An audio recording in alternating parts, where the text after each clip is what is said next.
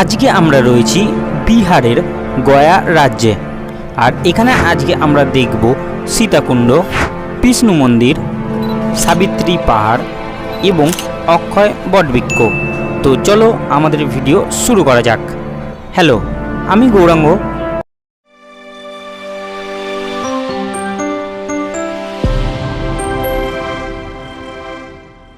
রয়েছি বিহারের গয়া রাজ্যে।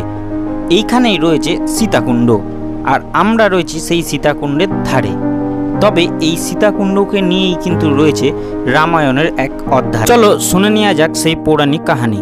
পৌরাণিক কথা অনুসারে রাম, লক্ষ্মণ ও সীতা 14 বছরের জন্য বনবাসে গেলে সেই শোকে দেহত্যাগ করেন রাজা দশরথ। বনবাস চলাকালীন পিতার মৃত্যুর খবর পাওয়া মাত্রই রাম, লক্ষ্মণ এবং সীতা বেরিয়ে পড়েন বিহারের গয়া রাজ্যের দিকে দশরথের শ্রাদ্ধকর্ম সম্পন্ন করতে। গয়া পৌঁছে সীতামাকে ফল্গু নদীর তীরে বসিয়ে রাম ও লক্ষ্মণ শ্রাদ্ধের জরুরি জিনিসপত্র সংগ্রহ করতে বেরিয়ে যান। কিন্তু তাদের ফিরতে দেরি হয় স্বয়ং দশরথের আত্মা সেখানে উপস্থিত হন এবং সীতার কাছে পিণ্ডের জন্য প্রার্থনা করেন।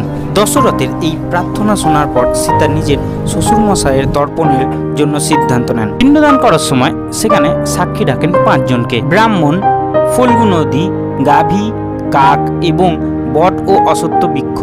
পিণ্ডদান করেছিলেন ফল্গু নদীর বালি দিয়ে আর তর্পণ করেছিলেন জল দিয়ে। রাম, লক্ষ্মণ ফেরত এলে সীতা তাদের সব ঘটনা জানায়, কিন্তু প্রমাণস্বরূপ যে 5 জনকে সাক্ষী রেখেছিল তাদের মধ্যেই 4 জন মিথ্যা কথা বলে। তারা ভেবেছিলেন যদি সত্যি কথা বললে শ্রী রামচন্দ্র রেগে যান, তাহলে তারা কোনোদিনই প্রভুর চরণ দর্শন করতে পারবেন না। সীতা সেই মিথ্যে কথা শুনে প্রচন্ড পরিমাণে ক্রুদ্ধ হয়ে যান এবং সেই 4 জনকে অভিশাপ দিয়েছিলেন। সেই থেকে এই ফল্গু নদীর ধারে সীতাকুণ্ডে বালি দিয়ে পিণ্ডদানের এক রীতিনীতি চলে আসছে। অন্যদিকে এই ফল্গু নদীর তীরেই অবস্থিত সীতাকুণ্ডে থাকা এই লাল রঙের মন্দিরের ভিতরেই মাটি ফুঁড়ে উঠে এসছে একটি কালো হাত। এটা দেখে মনে করেন এখানকার মানুষেরা যে সীতা যখন পিণ্ডদান করেছিলেন সেই সময় দশরথ এই মাটির নিচ দিয়ে হাত বের করে সেই পিণ্ডটি গ্রহণ করেছিলেন। এছাড়াও এখানে লোকমুখে শোনা যায় যে যখন রামচন্দ্র এবং তার ভাই লক্ষ্মণ এই জায়গায় পিণ্ডদান করেছিলেন, তো এই মন্দিরের কোণেই রয়েছে 3টে কালো পাথর। এগুলোকে সেই পিণ্ড হিসেবে ধরা হয়। এছাড়াও আপনারা দেখতে পাবেন এই মন্দিরের ভিতরে নানান রকম দেব দেবীর মূর্তি। তাহলে চলো দর্শন করে আসি।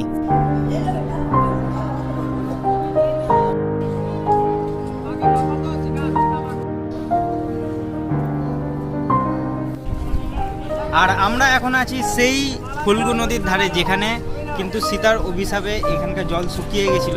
তো সেই জায়গাটা আছি, চলুন দেখাবো আপনাদের। বাঁধের জল ছাড়ার কারণে এইখানে এখন ফল্গু নদীর জল বেশ কিছুটা বেড়ে উঠেছে।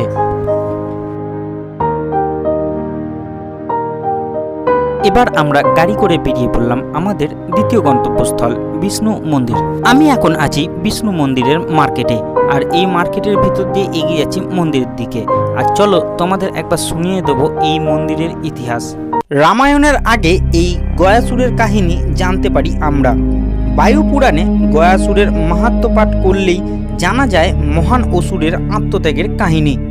অসুর বলতে আমরা বুঝি বিশাল আকৃতি ও ভয়ানক দেখতে এক দানব, কিন্তু গয়াসুরের শরীর ছিল দৈর্ঘ্যে 125 যোজন, স্থূলতায় ছিল 60 যোজন। বিশাল আকৃতি হলেও তিনি ছিলেন ধার্মিক এবং পরোপকারী। একদিন গয়াসুর কোলাহল পর্বতের উপরে ভগবান বিষ্ণুর কঠোর তপস্যায় মগ্ন হলেন। এদিকে দেবতারা এই কঠোর তপস্যা দেখে চিন্তায় পড়ে গেলেন। আগেও এই কঠোর তপস্যায় বর পেয়ে তাণ্ডব চালিয়েছেন অসুররা।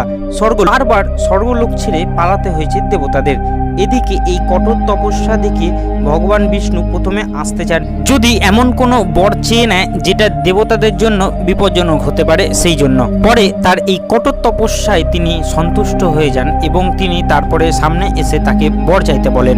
এরপরেই বর চান গয়াসুর। বলেন, এই ব্রহ্মাণ্ডে যত পবিত্র জিনিস, প্রাণী, দেবতা কুলের থেকেও যেন পবিত্র হয় আমার শরীর। খুশি হয়ে বর প্রদান করে বৈকুণ্ঠে চলে যান ভগবান বিষ্ণু। বর পাওয়ার পর তিনি বেরিয়ে পড়লেন নগর ভ্রমণে। নগর ভ্রমণে বেরোতেই তার স্পর্শে আসা যত প্রাণীকুল পাপ থেকে মুক্তি পেতে লাগলো এবং বৈকুণ্ঠে গমন করতে লাগলো। কিন্তু এদিকে চিন্তায় পড়ে যান যমরাজ। গয়াসুরের শরীর দর্শন করার ফলে যারা কঠিন থেকে কঠিন পাপ করেছে তারাও স্বর্গে স্থান পেয়ে যাচ্ছে। এদিকে ফাঁকা হয়ে যাচ্ছে যমপুরী। যমরাজ সহ সমস্ত দেবতা হাজির হলেন দেবতা বিষ্ণুর কাছে সমস্যার সমাধান চাইতে। বিষ্ণু ব্রহ্মদেবকে বললেন এক মহাযজ্ঞের আয়োজন করতে এবং তার জন্য লাগবে একটা পবিত্র দেহ। তাই দেবতারা গয়াসুরের কাছে তার পবিত্র দেহ দেওয়ার জন্য প্রার্থনা করলেন। যেহেতু জগতের কল্যাণের কথা শুনে গয়াসুর তার শরীর দান করলেন। শুরু হলো যজ্ঞানুষ্ঠান। কোলাহল পর্বতের উপরে রাখলেন মাথা, বাজপুরে নাভিদেশ এবং শ্রীক্ষেত্রে রাখলেন চরণ। গয়াসুরের নাভিতে ব্রহ্মাদেব যজ্ঞ করেছিলেন। যজ্ঞ শুরুতে ব্রহ্মার আদেশে ধর্মশিলা এনে রাখা হলো গয়াসুরের শরীরের উপর। এরপর সকল দেবতা সেই ধর্মশিলায় আরোহণ করলেন গয়াসুরকে পিষ্ট করে তার থেকে পরিত্রাণ পাওয়ার জন্য। কিন্তু তাতে কিছুই হলো না, গয়াসুর আগের মতনই সচল রইল। এই সংবাদ পৌঁছে দেওয়া হলো দেবতা বিষ্ণুর কাছে। তিনি গদাধর রূপে হাজির হলেন গয়াসুরের সম্মুখে এবং প্রথমে গয়াসুরের গায়ে গদাঘাত করলেন। এরপরে গয়াসুরের শরীরের উপরে স্থাপিত সেই ধর্মশিলায় সকল দেবতা সহ বিষ্ণু আরোহণ করলেন। কিন্তু তাতে কিছুই হলো না গয়াসুরের। গয়াসুর নির্বিকারভাবে তাকিয়ে দেখছিলেন তাদের সমস্ত কর্মকাণ্ড। তারপর এক সময় বললেন, হে দেবগণ, আমি আমার নিষ্পাপ দেহ ব্রহ্মার যজ্ঞে দান করছি, তারপরেও আমার প্রতি এত নির্যাতন কেন? শ্রী বিষ্ণু আদেশ করলেই তো আমি নিশ্চল হয়ে যেতাম। এই কথা শুনে এবং তার মহানুভবতায় সন্তুষ্ট হয়ে আবারও বর চাইতে বললেন গয়াসুরকে। গয়াসুর বললেন, যতদিন চন্দ্র সূর্য থাকবে ততদিন বিষ্ণু সহ সকল দেবতা এই শিলায় অধিষ্ঠান করবেন এবং এই স্থানে তার নাম অনুসারে একটি পুণ্য মহাতীর্থ পরিণত হবে এবং আমার শরীরের 5 কোষ জায়গা জুড়ে আছে তা গয়াপুরী নামে এবং আমার মাথার যে 1 ক্রোশ জায়গা জুড়ে আছে তা গয়াসীন নামে পরিচিত হবে। এই তীর্থক্ষেত্র সকল তীর্থক্ষেত্র থেকে শ্রেষ্ঠ হবে এবং এই তীর্থ যে শ্রাদ্ধ ও পিণ্ডদান করবে সে এবং তার 7 পুরুষ স্বর্গলোকে গমন করবে। এরপর তার নাম অনুসারে ওই জায়গার নাম হয় গয়া এবং এই বিষ্ণু মন্দিরে রয়েছে সেই ধর্মশিলা। এইমাত্র বিষ্ণু মন্দির দর্শন করলাম আর এখন যাচ্ছি শ্মশানের দিকে। তো বিষ্ণু মন্দিরের ভিতরে আমরাও রয়েছি আর বিষ্ণু মন্দিরের ভিতরে সেরকম মোবাইল নিয়ে প্রবেশ নিষেধ, তো মোবাইল জমা ছিল কিছু দেখাতে পারলাম না। তো চলো এরপরে আর যা যা দেখবো সেগুলো দেখাবো তোমাদের। বিষ্ণু মন্দির থেকে বাইরে বেরোলে বাঁ দিকে পড়বে শ্মশান। পরস্পর দুটো শ্মশানের গেট পার করে ঢুকতে হবে শ্মশানের ভিতরে। বাঁ দিকে গেলে দেখতে পাবেন আপনারা ইলেকট্রিক চুল্লি,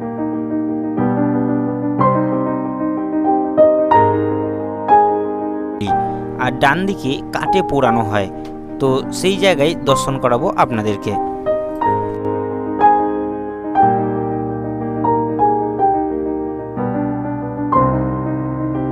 গয়াতে এসে আপনারা কিভাবে ঘুরবেন, কোথা থেকে গাড়ি ভাড়া করবেন, পুরো ডিটেলসে দিয়ে দেব পরের ভিডিওতে।